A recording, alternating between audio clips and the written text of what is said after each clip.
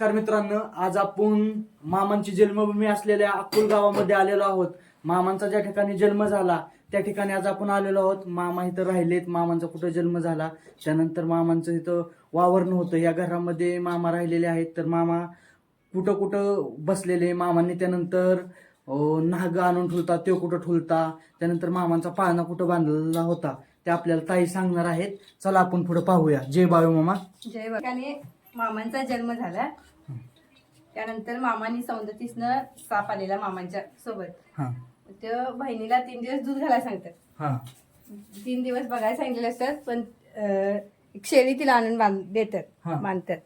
मग 3 दिवस दूध घालायला सांगितले असतात बिन बोलता. मग ती 2 दिवस घालत्या. तिसऱ्या दिवशी असं शेजारची विचारतात, तू काय करा एवढ्या लवकर जातेस? मग त्यावेळेस ती सांगत्या शेजारच्यासनी की असं असं मी दूध घालायला जातो.